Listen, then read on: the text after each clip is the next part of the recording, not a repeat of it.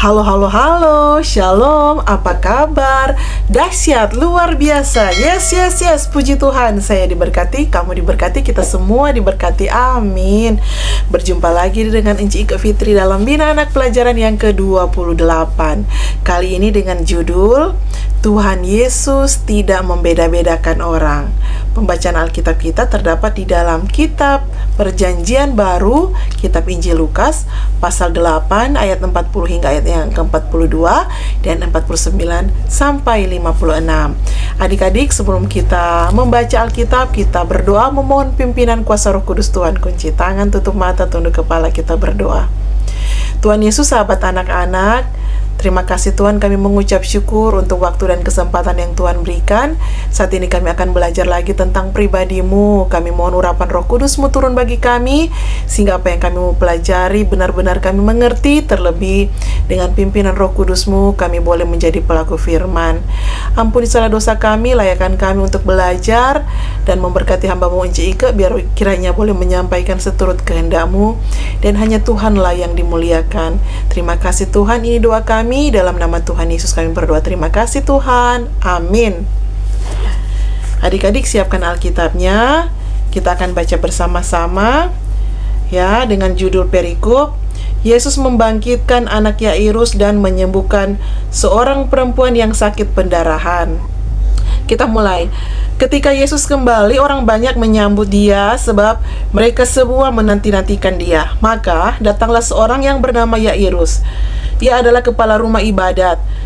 Sambil tersungkur di depan kaki Yesus, ia memohon kepadanya supaya Yesus datang ke rumahnya, karena anaknya perempuan yang satu-satunya yang berumur kira-kira 12 tahun hampir mati. Dalam perjalanan ke situ, Yesus berdesak-desak orang banyak. Adalah seorang perempuan yang sudah 12 tahun menderita pendarahan dan yang tidak berhasil disembuhkan oleh siapapun. Ia maju mendekati Yesus dari belakang dan menjamah jumbai jubahnya, dan seketika itu juga berhentilah pendarahannya. Lalu kata Yesus, "Siapa yang menjamah aku?" Dan karena tidak ada yang mengakuinya, berkatalah Petrus, "Guru, orang banyak mengerumuni dan mendesak engkau." Tetapi Yesus berkata, "Ada seorang yang menjamah aku, sebab aku merasa ada kuasa keluar dari diriku."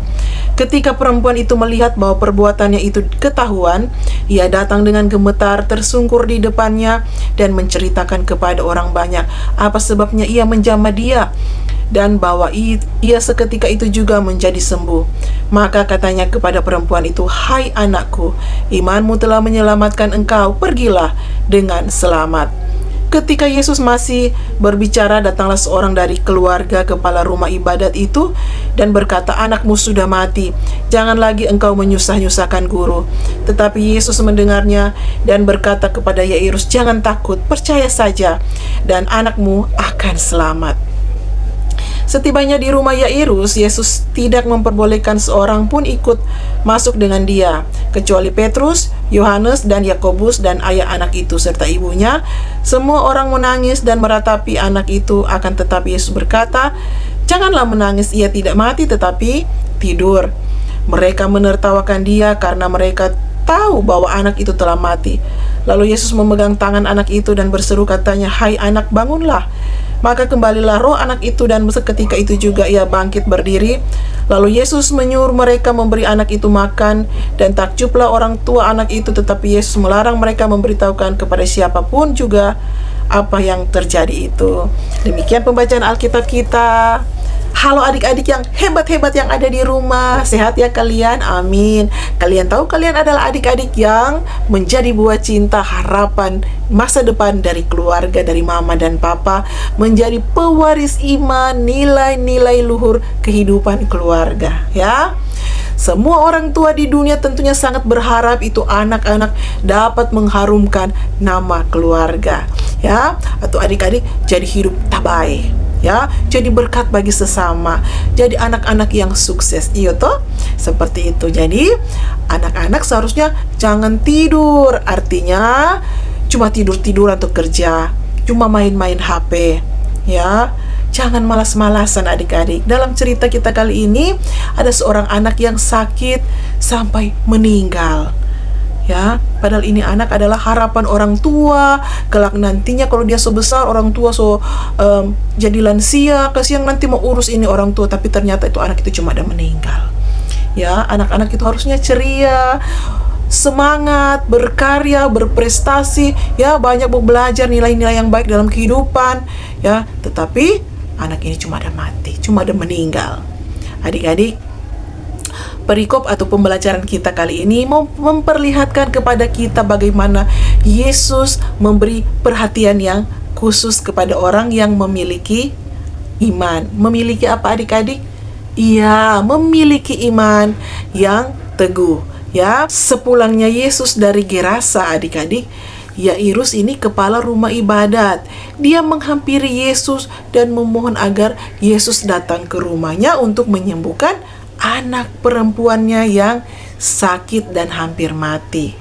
Ya, dalam perjalanan ke rumah Yairus, Yesus harus menerobos ini orang banyak berdesak-desakan, ya, yang ada di sekitar Yesus. Akan tetapi adik-adik, perjalanan itu ada yang menyela, ya, ada yang ingin disembuhkan Yesus.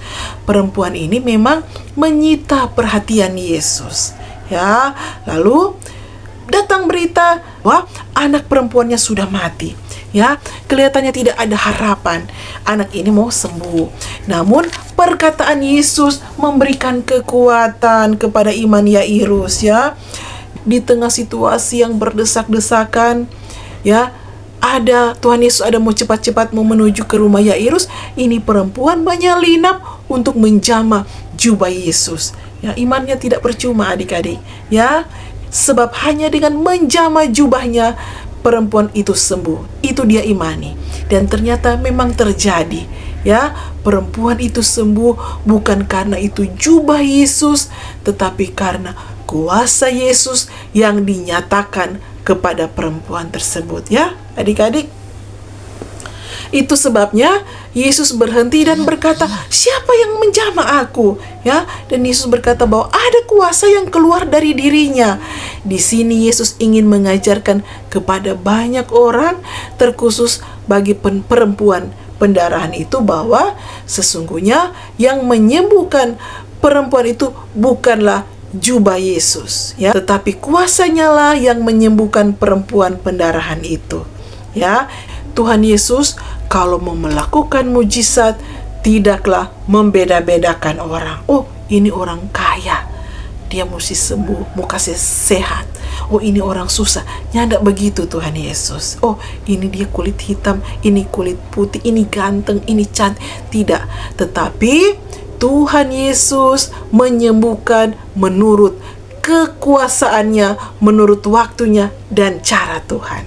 Mau-maunya Tuhan, tentunya dalam kehidupan yang beriman. Nah, adik-adik, kita adalah anak-anak Tuhan. Dia rindu supaya kita dapat hidup selaku anak-anak Tuhan, hidup dalam berkat-Nya dan berbuah-buah yang benar, ya. Seperti apa buah-buah Roh Kudus, ya? Hidup dalam kasih, ada sukacita, ada damai sejahtera, hidup dalam kebaikan, murah hati dan sebagainya. Ya, untuk dapat menyaksikan itu anugerah dari Tuhan dalam kehidupan kita semua. Nah, adik-adik, Tuhan rindu memberikan Dia punya pertolongan bagi anak-anaknya yang menderita. Kalau mungkin ada adik-adik yang sedang sakit, berdoa kepada Tuhan, ya. Minta pertolongannya, minta belas kasih Tuhan. Tetapi berdamai dulu, ya adik-adik. Mohon ampun Pak Tuhan, mohon belas kasih Tuhan kalau misalkan ada kesalahan, ada dosa-dosa yang adik-adik pernah lakukan. Dan biarlah kuasa mujizat dan berkat-Nya dari Tuhan adik-adik terima menurut cara Tuhan. Mungkin lewat dokter, apapun caranya, tetapi seturut waktu dan kehendak Tuhan, ya. Karena Tuhan tahu apa yang terbaik bagi kita, untuk memberikan Dia punya pertolongan bagi setiap anak-anaknya yang sungguh-sungguh berharap hanya kepadanya. Ya, amin adik-adik. Ya, seperti cerita kali ini, seorang ayah atau Papa Yairus yang mempunyai seorang anak perempuan, satu-satunya anak sematawayang, ya. Usianya baru 12 tahun. buat cinta kasih, harapan masa depan, ya. Anaknya sakit dan hampir mati. Dan akhirnya apa? Memang betul mati adik-adik. Ya, ternyata ada tindakan iman yang dipertaruhkan oleh Papa Yairus, ya. Apa? Dia punya iman kepada Yesus. Dia berupaya, dia lakukan itu semua dan tidak sia-sia. Dia berjumpa dengan Yesus. Dan Yesus berkata, "Hai anak, bangunlah." Dan Tuhan berkenan menghidupkan anak perempuan itu, ya. Anak dari Yairus hidup kembali. Wow, dahsyat luar biasa Tuhan kita. Sebagai orang tua, Papa Yairus berupaya semampunya untuk mencarikan pertolongan bagi anak kesayangannya, anak semata wayangnya, ya. Namanya orang tua pasti seperti itu. Tentu adik-adik yang ada di rumah, mama papa kita juga seperti itu, melakukan apa saja untuk kebaikan adik-adik, kebaikan kita. Yairus adalah contoh yang tepat untuk menggambarkan orang tua yang bijak, ya, untuk mencarikan jalan keluar bagi kehidupan anaknya. Dia datang pada Tuhan, ya, bukan pada yang lain. Dia hendak cari dukun, ya, tapi dia cari pada Tuhan Yesus. Nah, dengan cara mencari Tuhan, anaknya dihidupkan, ya, dengan cara dan kuasa Tuhan, ya. Entah berapa banyak anak-anak yang ada di dunia ini, walau mereka hidup, namun sebenarnya mereka mati, ya. Dalam arti mereka memang menikmati hidup kemanjaan yang diberikan oleh orang tua. Gadget, ya, main HP, uang jajan yang berlimpah, mainan, fasilitas yang diberikan, namun justru menghantarkan ini anak-anak ini kepada kematian rohani. Ya, sebagai orang tua yang bijak seperti Yairus, jalan terbaik yang dilakukan adalah ketika diarahkan pada jalan Tuhan, untuk diisi, diberikan kehidupan oleh cara Tuhan, ya. Demikian pula dengan perempuan yang mengalami sakit pendarahan 12 tahun. Aduh, lama sekali itu adik-adik dia menahan itu penderitaan, ya.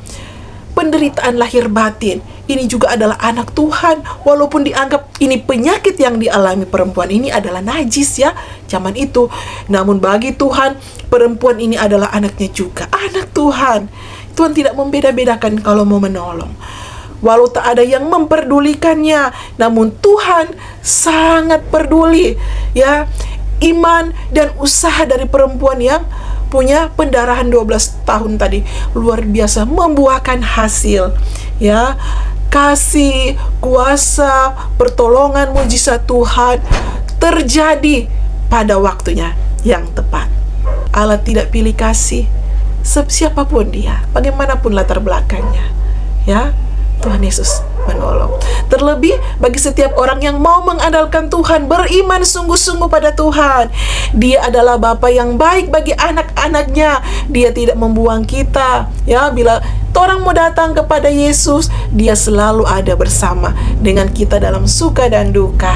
Yakinlah bahwa Bapa kita yang maha baik memberikan kita kekuatan pertolongan untuk hidup berkemenangan. Amin adik-adik. Dengan demikian terpujilah Yesus Kristus, firman yang hidup. Amin. Kita berdoa. Bapa, dalam nama Tuhan Yesus, terima kasih, kami mengucap syukur, kami belajar lagi tentang pribadi-Mu yang tidak membeda-bedakan latar belakang kami. Pertolongan-Mu Tuhan berlaku untuk siapa saja yang mau datang kepadamu dengan sungguh-sungguh. Karena itu Tuhan, terima kasih. Biar kiranya hidup kami akan senantiasa mengandalkan Tuhan, senantiasa mau bergaul karib dengan Tuhan dan memberikan kehidupan kami untuk hormat dan kemuliaan nama Tuhan. Terima kasih, terpujilah Engkau Allah yang hidup. Kami mengucap syukur. Terus bimbing, tuntun kami ke jalan yang benar. Terima kasih Tuhan, memberkati hamba-Mu Inci Ika untuk boleh menyampaikan pembelajaran seturut dengan kehendak-Mu. Di dalam nama Tuhan Yesus Kristus kami berdoa. Haleluya. Amin.